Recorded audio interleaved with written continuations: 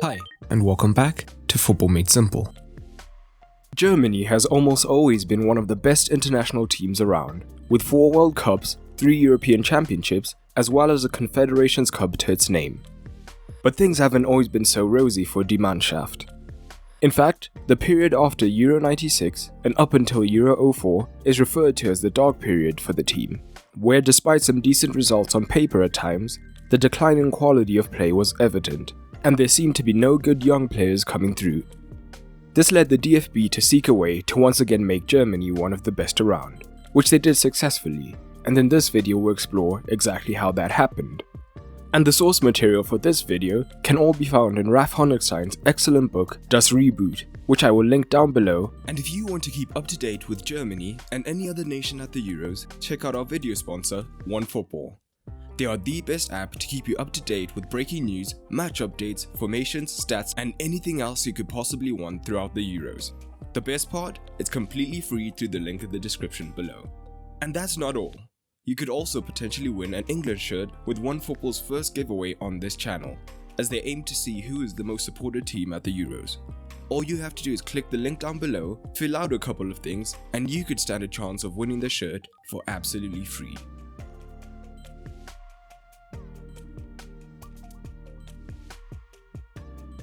Before the dark period, Germany were an excellent tournament team.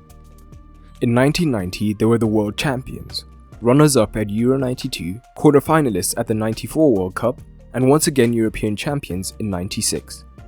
All great results, but under the hood, many problems were becoming evident. Germany had a winning formula, which often involved selecting the same established players tournament after tournament, meaning that the team was slowly becoming older and older, and the lack of opportunities provided to young players meant that there weren't many coming through to refresh the national team. The quality of their players and the quantity of the players they produced had stayed stagnant, whilst around Europe things were beginning to change. One of the major reasons for this was the Bosman ruling. Before the Bosman ruling, once a player's contract at a club finished, they couldn't just move away to any European club of their choosing on a free transfer. Instead, their last club still had the power to demand a transfer fee from the club who wished to sign the player, making it extremely difficult for players from smaller footballing nations to secure a move away. So, many talents often got tied up in their local leagues. But in 1995, the Bosman ruling occurred, allowing players to move for free when their contracts expired, and putting the power back into the hands of the players, as not only could they leave on a free at the end of their contract, but as their contracts ran down and still had 1 to 2 years left, they could often force clubs into selling as they didn't want to lose the player for free. So what does this have to do with the German national football teams? Well, with players from every nation now free to move abroad, it meant that even the smallest European nations could put up first 11s filled with players who represented the biggest clubs in the world and had experience playing against the best players in the world, week in, week out. So, whilst Germany had remained stagnant, the average level of the so-called smaller teams had risen. So where before Germany could rely on just having better players and fitness than other nations, now they didn't have those two advantages. It led Rudi Völler, the German national team coach, to declare that there were no longer any teams that could be considered as minnows. The impact was also clear on the domestic level, as in 93-94, only 17% of players were non-German in the Bundesliga, and by 03-04 that was up to 49%, as so many international players who could now freely move about had overtaken their German counterparts. It also meant less minutes were being given to German players. So, Germany weren't producing as many talents as before, especially in attacking terms, with one exception being Michael Ballack, who now carried an enormous weight of expectation as he had to do all the attacking work from a young age. So, by Euro 2000, the average age of the squad had shot up to 28.5 years old. But they had also stayed still tactically and in terms of style. They were still broadly content to sit fairly deep, tournament after tournament, and look to hit teams on the counter and on set pieces. This was also partly dictated by not producing any young players who could offer creativity. But having come off such a successful period in the early 90s, many did not see any reason to change the winning formula. In fact, at the 98 World Cup and Euro 2000, Germany were one of the few teams still using a libero, despite the position no longer offering an obvious tactical advantage. Early visionaries like Ralph Rangnick had already seen the problems coming, as he had seen that the training methodology in football was so much further behind than other sports like hockey and volleyball, where things like video analysis were common. However, with few influential people sharing his view, he couldn't implement a change. So all of this came back to haunt Germany, starting at the World Cup in 1998, where they went out limply in the quarterfinals against Croatia. In Euro 2000, they finished bottom of their group, scoring only once in a 1-1 draw with Romania. A final appearance at the 2002 World Cup seems like a return to form, but a closer look at their results in this tournament shows the full story. They had a fairly easy group and then an easy run into the final, where their defensive football was on full show against significantly weaker sides. And soon, Euro 2004 showed that the final appearance in 2002 was a blip in this era, finishing only above Latvia in their group and scoring only twice and having no wins.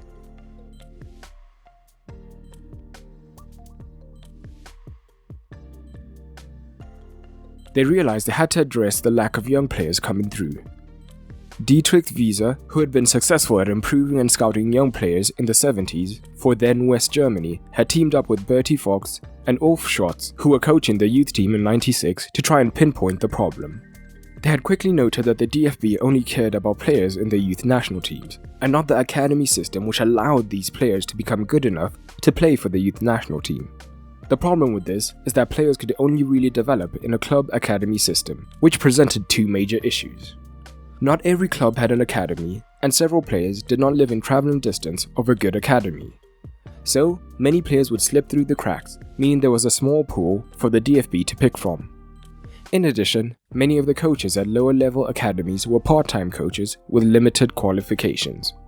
So, they proposed a plan to the DFB that included facilitating 115 regional centers where players could train and develop, as well as an extensive scouting system. All of this would cost just over €1 million. They presented this in early '98, and the DFB rejected the project as it was far too expensive. And besides, they had just won Euro '96. Of course their current system was good enough. But then, the World Cup in '98 happened, and the German team looked lifeless and crashed out early. And with the 2006 tournament on the horizon, which they intended to host, they needed a good performance there. So, they had to make a change. 4 weeks after the World Cup, the DFB had a change of heart, and the plans were subsequently approved.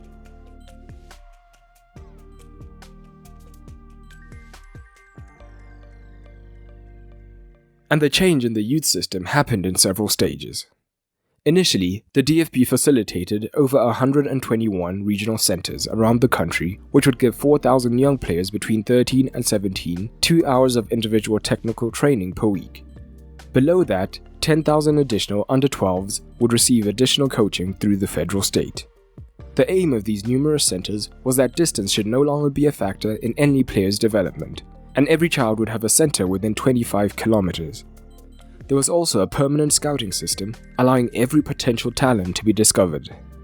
And while this was a good start, this part-time training would not really get many players to the next level. So the DFB and the Bundesliga would have to get involved and put their revolution into overdrive. Above the regional level, the DFB made it compulsory for all Bundesliga clubs to have an academy in order to participate. By 2000, it had become compulsory for the Bundesliga too as well, so the very best young players would have more academies available to them for consistent training. And while the federal coaching had been good, it could have been better. The DFB decided to take control of this level of training as well, and with their additional funding, they could now have 366 locations, allowing them to access 600,000 talents, and making it almost impossible to miss anyone. In 2007, the Junior Bundesliga was also introduced, which meant that the best of all these youngsters in the academies could consistently play against each other. Another important point to note was that they addressed the coaching. Where before at lower levels it was part-time coaches, now across the 336 locations there were 1,300 DFB licensed coaches. And in 2003 they introduced a special youth coaching license which would increase the average level of the coaches across the board. But the DFB wanted to dig deeper. At the highest level, the academies, they could encourage clubs to look to improve. They brought in external assessors who determined the quality of each academy depending on 250 criteria, such as the infrastructure, the quality of coaches and personnel, uniform philosophy within the club, and so much more. Each academy will be rated out of 3 stars, and to incentivize clubs to get as many stars as possible, the DFB reallocates part of its solidarity payments from UEFA to the academies, with 3-star clubs getting 400,000 each, and no-star clubs getting 100,000. And these incentives have worked. In 2007, only 7 of the 18 Bundesliga clubs had 3 stars. That rose to 11 in 2011 and 15 in 2014.